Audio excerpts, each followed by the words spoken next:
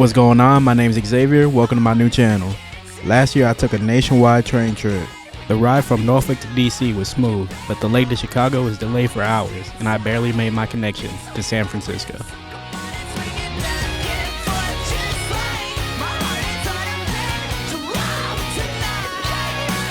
Although I only stopped in San Francisco and Seattle, as the saying goes, it's not the destination, it's the journey.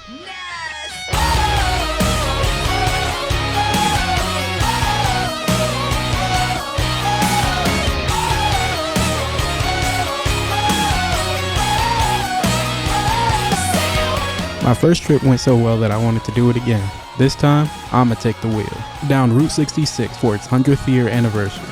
And that starts right here in Virginia Beach. Let's go, coast to coast. The first stop is deep in the mountains of Appalachia, Sandstone Falls. After the falls, I went to Point Pleasant, the home of Mothman, a cryptid or a mythical creature that's become mascot to Point Pleasant.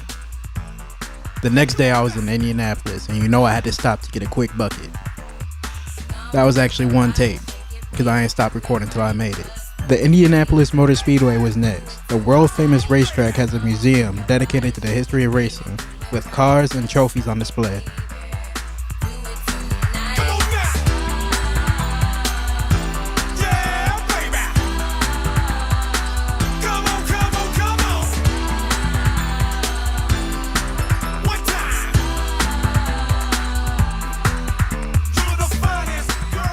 After the museum, I took a tour of the actual racetrack, hitting the iconic Turn 1, and of course, kissing the bricks at the Brickyard.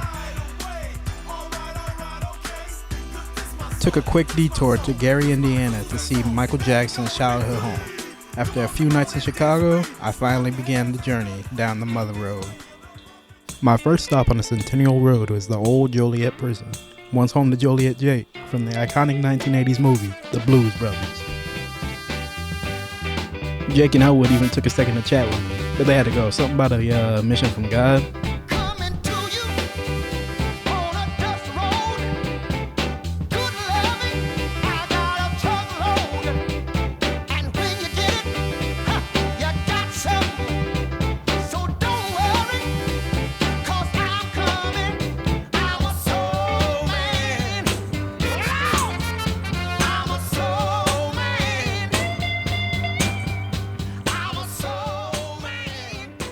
Back on the road in Wilmington, Illinois, home of the Gemini Giant, an icon of Route 66.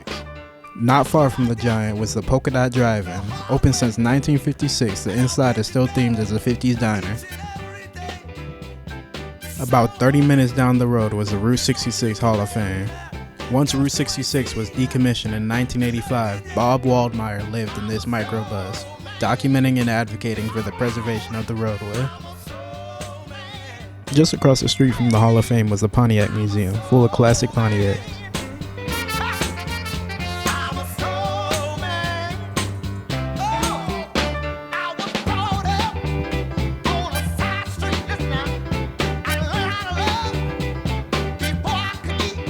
The next stop was Lincoln's Courthouse, which was celebrating Route 66 with the man himself sitting outside. As the sun sets, I go to Atlanta, Illinois, nicknamed the Land of the Giants for the large collection of Muffler Man statues around the city. The Cozy Dog Drive-In was for dinner, the birthplace of the corn dog. Founded by Bob Waldmeyer's father, it's been serving Route 66 travelers since 1949. At the Route 66 experience in Springfield, Illinois, I realized my hotel was in Springfield, Missouri. An extra 5-hour drive for the night.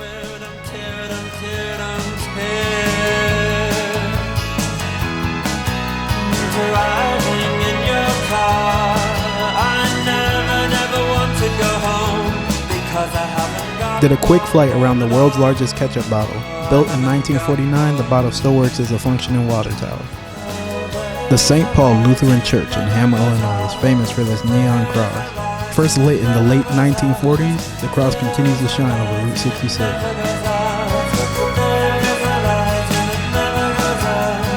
Finally in Missouri, I did a quick drive through in St. Louis, pulling over for a look at the Gateway Arch. saw the iconic neon outside the Wagon Wheel Motel, and the newer neon pointing us to Fudge from Uranus. Finally, in the right Springfield, I lay my head down at the Wild Bill Room, themed after the famous cowboy.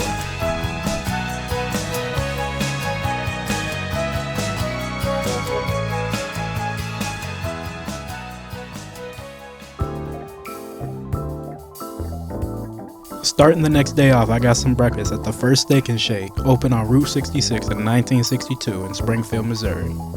After breakfast, I went to the first place I've ever seen fish parking spots, the Bass Pro Shop headquarters.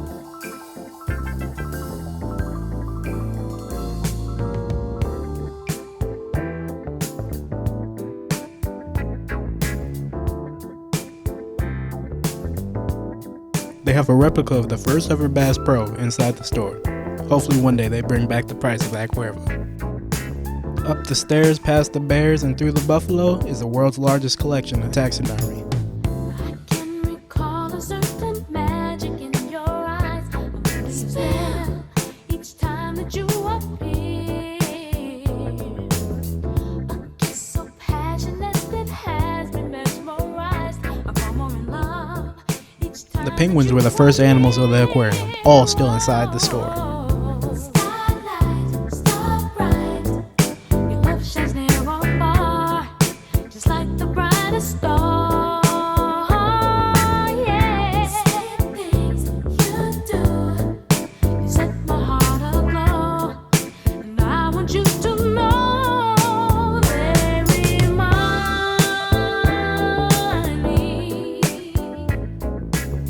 After the aquarium, I went to the Lewis and Clark exhibit, where I learned about a member forgotten by history.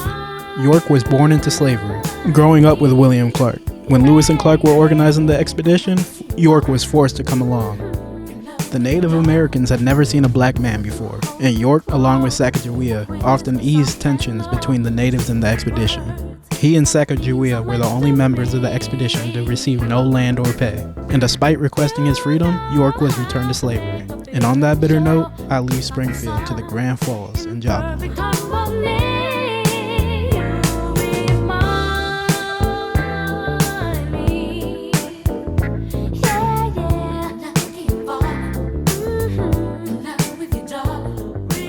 The last stop in Missouri was the Precious Moments Chapel.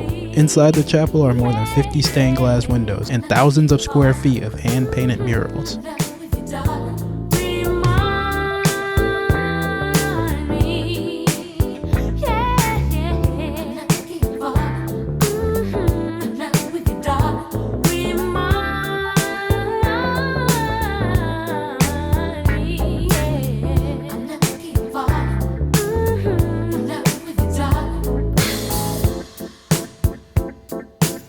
I followed Route 66 through the short stretch in Kansas to Miami, Oklahoma, and my stop for the night, Tulsa.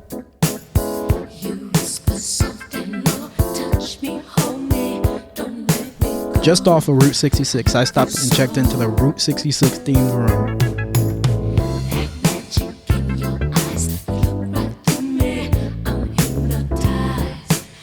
The next morning, I went to one of Tulsa's most iconic landmarks. The Tulsa Driller, standing since 1953, honors the oil boom that shaped the city. I had to backtrack a bit to go to a spot synonymous with Route 66, the Blue Whale of Catoosa. Since 1972, the Blue Whale has welcomed travelers along the highway.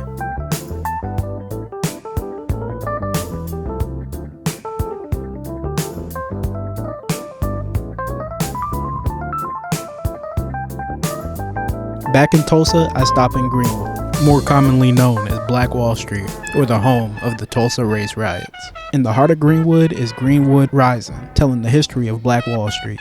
Inside the museum, photos fade showing the difference between modern-day Tulsa and Greenwood.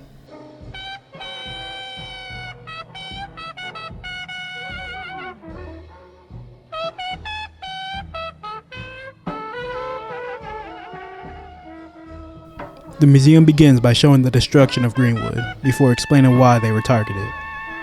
In 1920s Oklahoma, Jim Crow segregation was widespread. On May 31st, the Tulsa Tribune published this headline after Dick Rowland had been arrested for allegedly assaulting a white woman in an elevator. That same night, a mob formed outside the city jail waiting for him to come out. With 2 lynchings in the year prior, the threat was very real. About 100 black men from Greenwood came to protect him. When the white mob saw that they were armed, the situation quickly turned violent. Tulsa police deputized and even armed certain members of the white mob.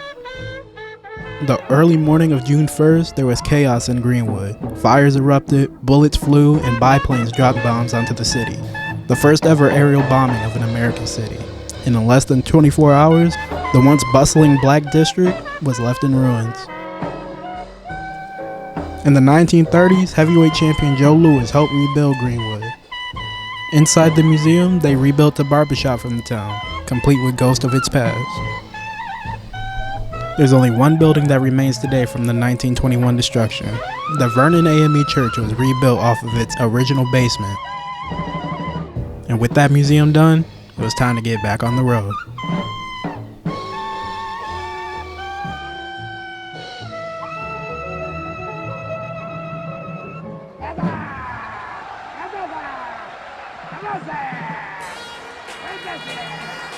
The Rock Cafe in Stroud, Oklahoma. Open since 1939, the owner of the cafe was the inspiration of Sally from the Pixar movie Cars. After tearing that meatloaf up and signing the wall, it was time to roll.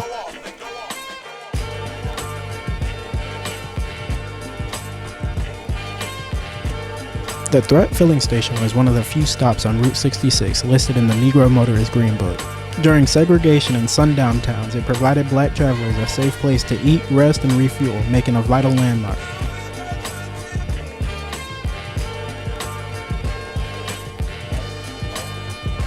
After a quick stop in OKC, I went to my 9th state of the trip, Texas.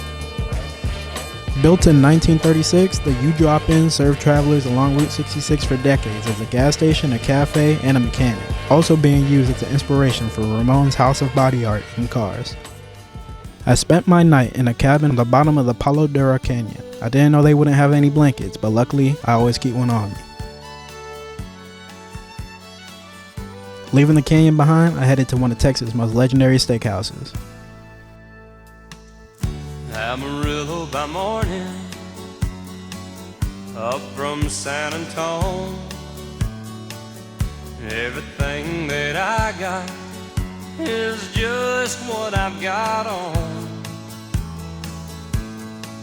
When that sun is high in that Texas sky, I'll be bucking at the county fair.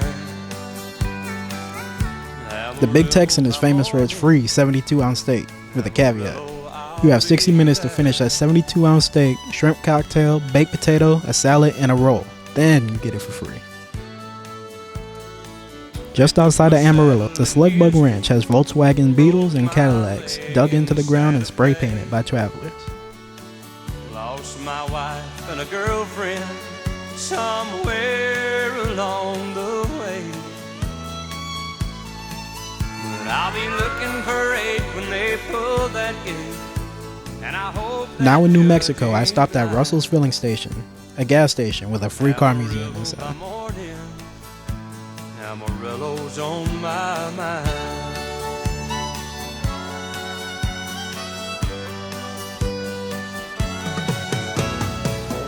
Amarillo by morning, up from San Antone.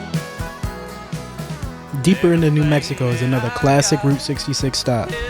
The Blue Hole is a deep natural spring with water that stays 61 degrees year-round. Even though I forgot my scuba gear, I got my trunks. What I got is mine. I ain't rich, but Lord, I'm free. Amarillo by morning, Amarillo. After a 25-foot jump into the spring, it was back to the long, lonesome road. Amarillo's where I'll be.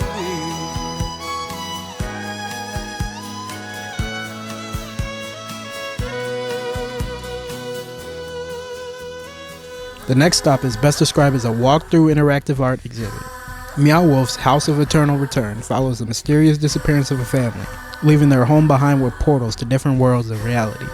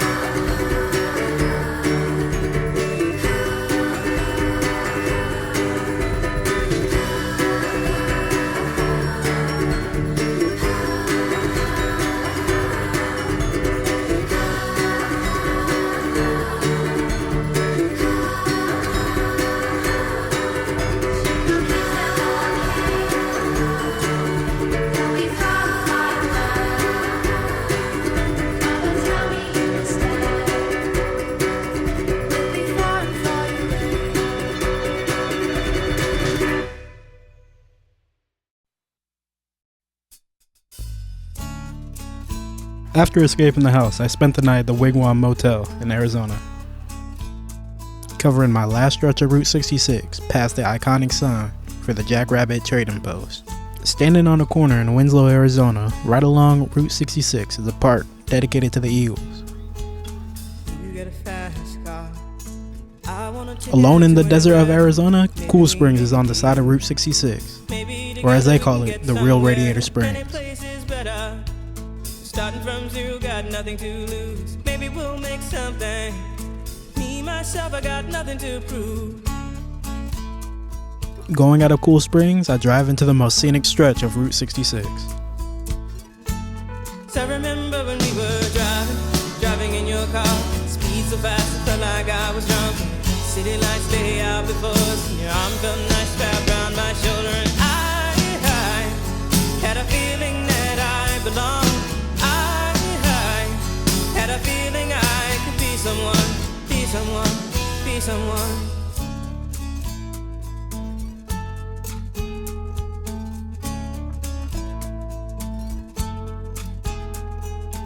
You got a fast car. Is it fast enough so you can fly away? You gotta make a decision. Leave tonight or live and die this way. My last stop in Arizona is Oatman. Oatman is known for its wild donkeys roaming around town freely, on the lookout for some donkey treats.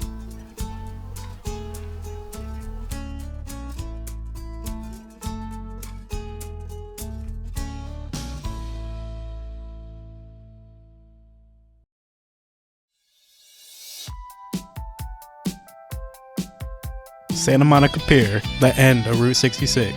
8 days in, and although this is the end of the road, I'm only halfway through the journey. I spent some time on the pier before going to a celebration of Route 66 in California. The recreation of Radiator Springs at Disney California Adventure. The first Cars movie was heavily inspired by Route 66, making the real-life Radiator Springs a love letter to the road, including the Jackrabbit sign in Wigwam Motel in Cars form.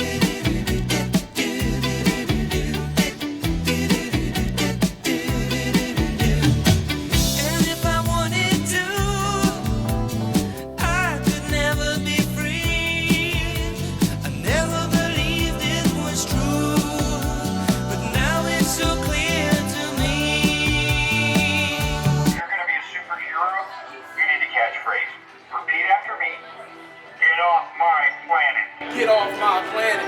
Wow, I got chills. You can do magic. You can have anything that you desire. Magic. And you know you're the one who can put out the fire. You know darn well when you cast your spell, you will get your way. When you hypnotize with your eyes, a heart of stone can turn to clay.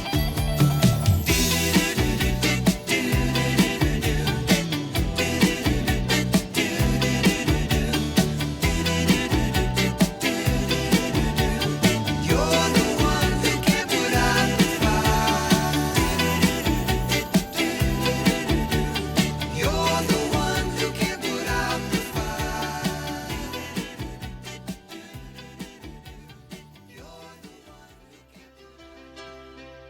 With Route 66 behind me and now on the Pacific Coast, there's only one way to go. Home, sweet home. You know I'm a dreamer, but my heart's of gold. I had to run away high, so I wouldn't come home low. Just when things went right, it doesn't mean they were always wrong. Just take this song, and you'll never be left all alone. Take me to your heart, feel me in your bones. Just one more night, and I'm coming off this long and winding road. I'm on my way. I'm on my way. Home, sweet home. Tonight, I'm on my way. I'm on my way. Home, sweet home. You know Although I went to Yellowstone during their off season, there's still a lot to see. Starting the day with the Mammoth Hot Springs right next to my hotel. falling off the silver screen. My heart's like an old The only thing open around this time of the year was Lamar Valley. Nicknamed the American Serengeti, it definitely lived up to the hype. keeps me together at the seams. I'm on my way. I'm on my way. Home, sweet home. Tonight, I'm on my way. Just set me free. Home, sweet home. Home, sweet home. Home,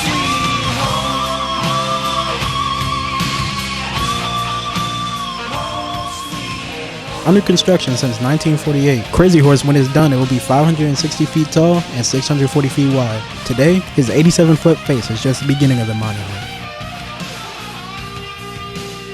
Attached to the monument is a museum and the Indian University of North America.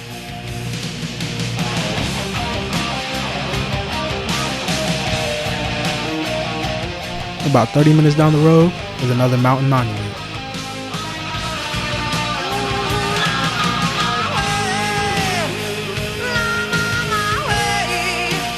home, sweet home. Yeah. Spent the night in South Dakota, and the next day drove through Nebraska and Missouri, making it to my final state, Tennessee. Home, sweet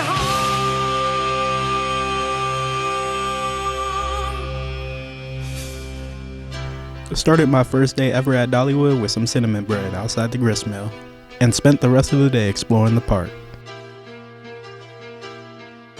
And just like that, the journey was over. Hopefully this is the first of many travel vlogs. Thanks for watching.